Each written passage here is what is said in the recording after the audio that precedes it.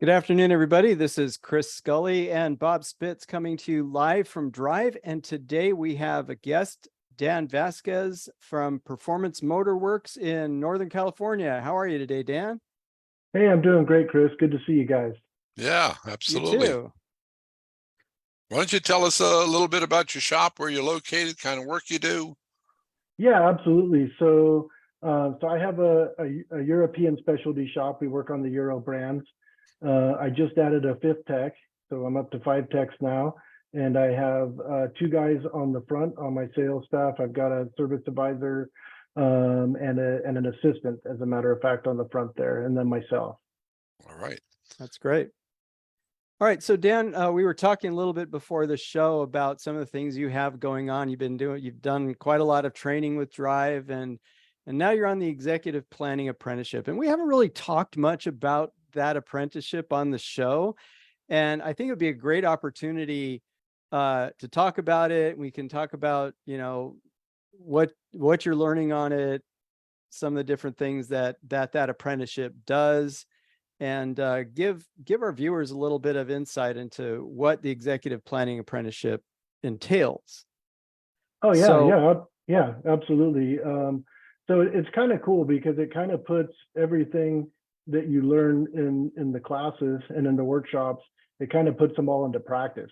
And so, basically, each week I'm learning how to, plan out our income strategy, look at our open appointments, look at what we have in marketing, look what we have coming in, and actually try to call out that weekly number of what we're going to try to hit. And it comes with a science behind it, that I learned from Drive and that I'm learning through this apprenticeship.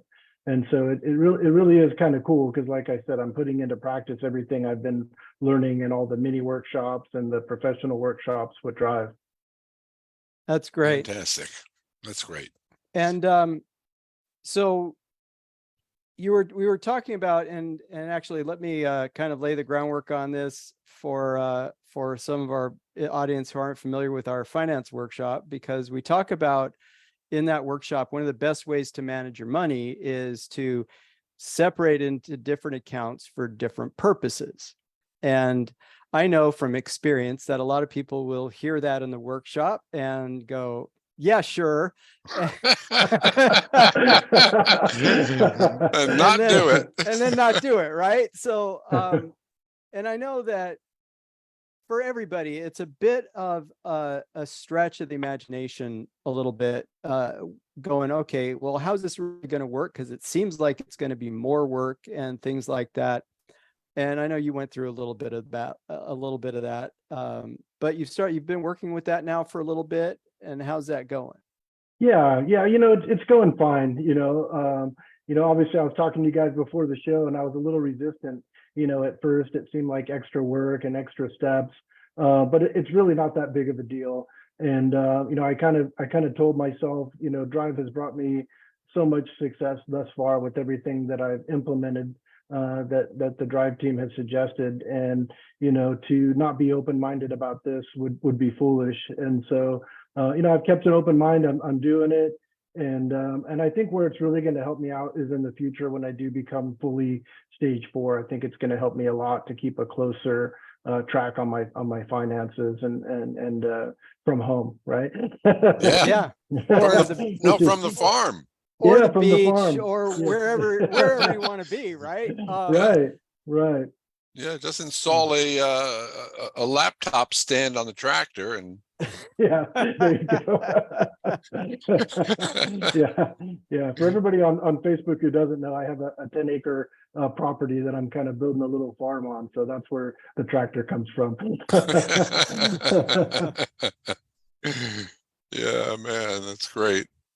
All right. Yeah. And then the other thing you told us before the show that is always fun to talk about, and hearing the take on different shop owners, is you're going for Master of Shop Management. I am, yes. Yeah. So tell us about that journey. And you know what I'm always most interested in, I ask everybody on the show that's been where you are, give us a before picture and a today picture of Dan, a typical day in Dan's life, as far as running the shop, and all Yeah. that? Yeah, absolutely. So when I signed up with Drive, it's been about 2.5 years now. I feel like I ran a good shop. I had some good things going, but I wasn't fully in control. And I certainly wasn't free, not by any means, right? And people say you don't know what you don't know, and there was just things that I didn't know that I've been learning along the way with Drive, and I know that I still have more to learn, which is why I'm continuing on this path. But back then I would have been helping on the front and then quickly running to the back to help diagnose a car, and then running back up to the front to put out a fire, and then not knowing quite how much money I took in, not paying that close attention, just crossing my fingers, and kind of just always 3 steps behind rather than 3 steps ahead. And then fast forward to now, I've been doing some remodeling work at my house, and this is the first time I've been down at the shop today in a week. And so and everything's fine. And we had a record month this last month with me not here nearly as much as I used to be, and just allowing my team that I've been building to shine, and then they are. That's fantastic. That's so good to hear. Great. Yeah, that's the goal. That's Yeah. what we work towards. Yeah. And I'm not Provide quite I'm not quite 100% stage 4 yet, but I mean, I'm definitely in a great place, and I can see the light at the end of the tunnel now for sure. And it seems a lot closer than it used to be. That's terrific. Now, I try not to ask questions that I don't know the answers to. A lesson I learned from a litigating friend of mine. Yes. But are you part of the 20 group? So I'm part of the peer-to-peer group that just started up. I'm not a top 20 yet, but I think I'm destined for that. I'm trying to be anyways. But yeah, I just started with I think it's a new peer-to-peer group that Carla's in charge of, and Roxanne. Great. Yeah, no, you'll love the 20 group. There's other Northern Californians in it, and those guys rock and roll. Yeah. I'm really enjoying the networking as well. With Drive, I've met a couple people, and I'm sure we'll talk about the expo, but I haven't been able to go to an expo yet because I started right up with Drive right the same year as COVID. And so I'm looking forward to meeting some people in person that I've met, on the digital workshops, and talking through the peer-to-peer group. So I'm excited for that. Oh yeah, you'll love it. That's one of the best things about the expo is everybody all gets together, and there's lots of that networking going on. But you've connected with a number of shop owners in the training that you've done. Talk about the value of that networking as far as implementing things in your shop, solving problems, things like that. Yeah, it's actually really good. I'll bring up Wade from Monaco Motors, because I've connected with him a little bit, and he had to leave his shop for a little while. He was taking care of some personal stuff, and he actually said, "Hey, can I give my guys your number in case they get into any trouble? They can call you." And I said, "Of course," and I know that he would do the same for me. When I was having some troubles on my front end, I called him and said, "Hey, what do you think about this? I know you've got years and years of experience. He's been doing it a lot longer than I have." And so, he was able to talk me through some things as well there. And not just him, but others as well. But it's just having somebody to talk to who fights the same battle that you do every day. It's great to have coaches, but it's really good to have peers as well. Oh yeah. Yeah, absolutely. Do you know Urs Chauffeur? He's up in Grass Valley. I know his shop, and I know where he's at, but I've never met him or talked to him. I know he's a Drive client. Yeah, I kind of just found that out recently. But I've driven right past his shop before. It's not too far from where I live. Yeah. Needless to say, he's also high-end German, coming from Switzerland. Yeah, I hear they're doing good things over there for sure. Yeah, I think they might have expanded into Asian. I'm not sure. Oh, I don't know. That I don't know. I think Christoph might have opened that door, his son. Yeah. Oh yeah. He might have. Yeah. Cool. Yeah. That is cool. Let me ask you something, Dan, because nobody, the only constant in this industry is obviously change. And I think we've been experiencing more change in the last 5 years than we have in a long time. And part of the culture of any successful shop has got to be a culture of training and learning and encouraging that. What do you do for training plans or to keep your guys on top of the changing technology? Yeah, it's been a little bit difficult, obviously, since COVID. You know, they closed down a lot of in-person classes and training. So I've done everything digital that I can with my guys. Send them to the digital World Pack training.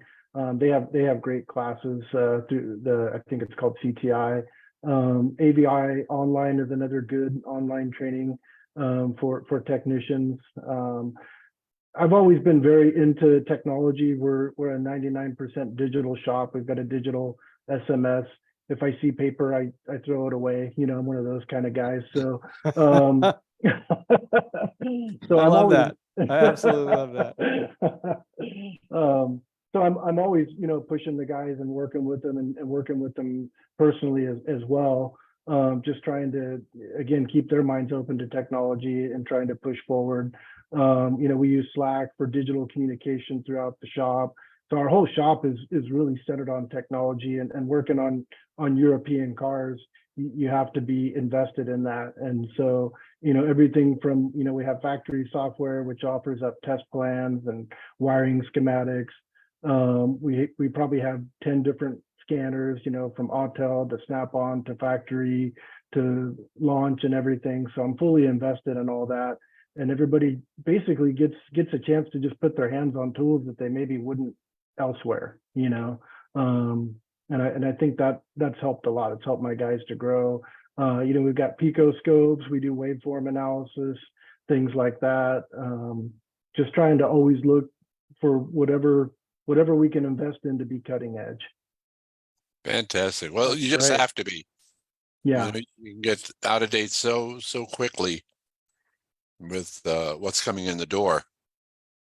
So no, Yeah. that's great. So do so you're holding some in-house training? Yeah, I've been in-house training with the guys. We did something on CAN bus just a couple of months ago.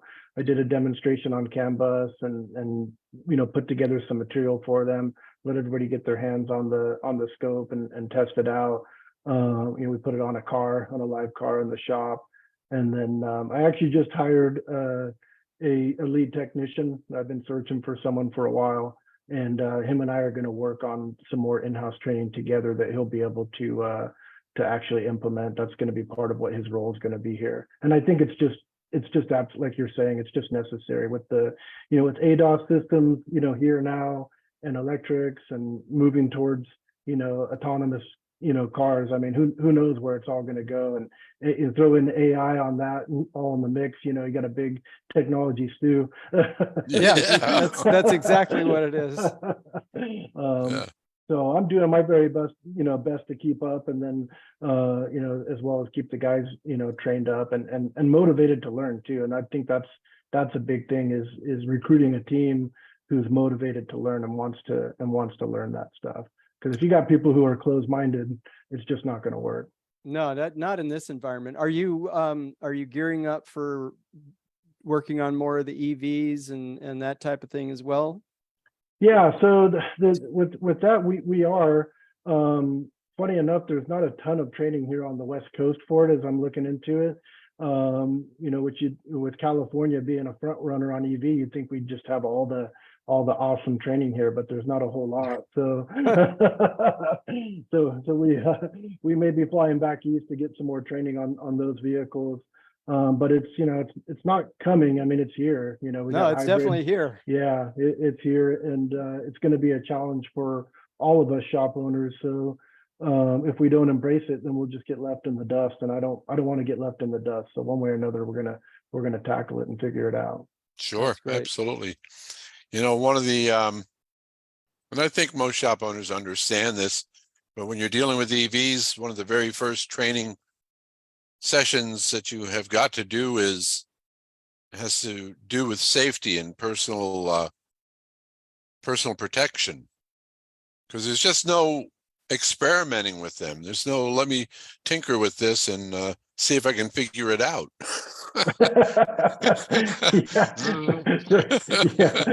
Yeah. Something that'll hit you and throw you 20 feet away. You don't want That's to learn. right. You do not want to mess with that. No, it's something we all have to take really seriously, and we do got to get trained. And great point. I mean, when I was still working at the BMW dealership and doing hybrid training, before they would let us touch a car, we had to get through all the safety training first, and we had to actually pass a test on the safety training in order to continue the class. And anybody who didn't pass, unfortunately got to go home. Luckily, the class I was in, everybody stayed, so that was good. Oh, good. Great.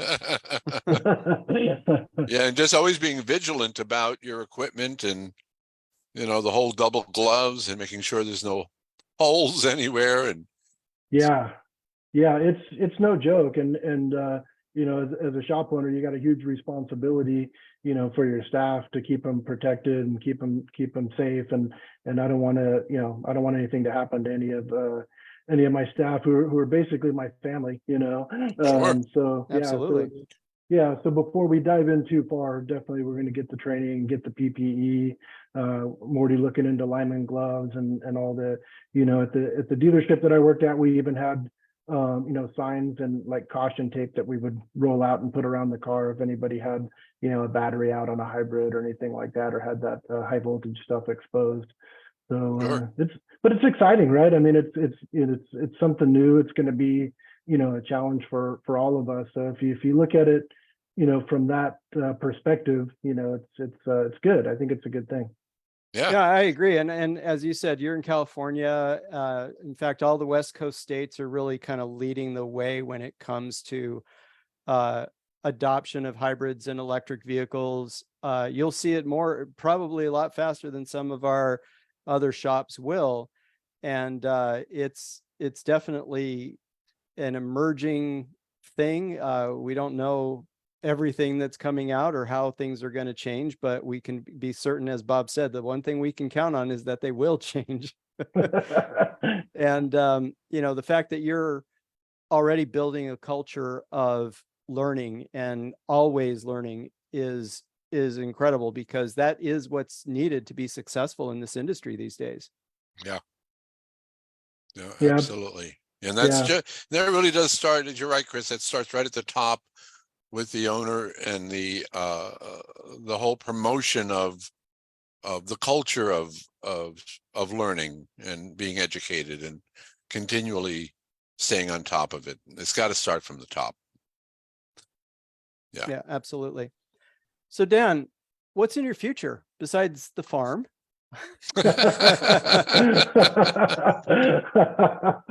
Well, definitely that, that's my goal is to become completely stage 4, where I can spend some time on my tractor playing on the farm, and I'm really starting to enjoy that lifestyle. So that's kind of first and foremost. I want to get the shop 100% operational to where I can do that. And then from there, we'll see where it takes us. I've got a couple different ideas. I don't own the property that I'm on, so I am looking to buy property, which is expensive in California, as you guys know. But Yes.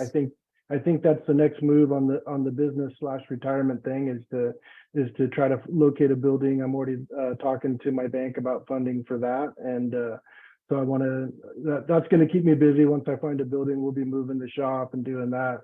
But that'll be a good strategic move for my future. And then yeah, like I said, just kind of enjoy life and enjoy everything that I've been working so hard for so many years to obtain. I can actually taste it now, and it tastes good. Yeah. Tastes like chicken. Absolutely. Yeah. Yeah. I see an avocado grove in your future. There you go. There you go. Yeah, absolutely. No, that's great. Now, have you done the succession and exit planning workshop, the master workshop? Yes, I've You done have? that Okay, master good. workshop. Yep. Yeah, and so yeah, I've got my 5-year plan written out of what I want to achieve, what I want to do. You know, but it's, you know, it's hard to see into the future, of course, right? Right. But I'm enjoying the planning. You know, I haven't always been a planner by nature, and that's one thing that Drive's been kind of teaching me, is to always be planning and always to be, you know, thinking ahead like that and know what your next move's going to be. So yeah, so I'm putting that together on paper and in my mind, trying to wrap my mind around what I'm going to do. Things have taken off for the shop very quickly, you know, since joining Drive, which obviously is great. And it's a testament to Drive and the, you know, the training that we get. So everything's happening a little bit faster than I thought it was going to. So I'm kind of just like taking a breath.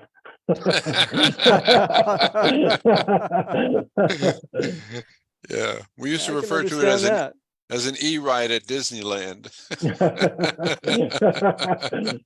Bob, that's really old school, by the way. Yeah, I know. They haven't had e-tickets for, I don't know, 40 years.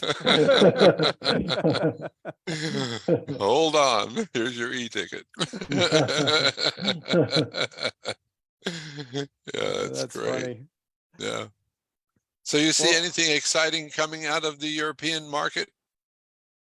Well, yeah, I mean, everything really is pushing towards electric, like we were talking about. And I've been over at the local BMW dealer. I've seen, you know, them have the full battery packs out and on the ground on some of these cars.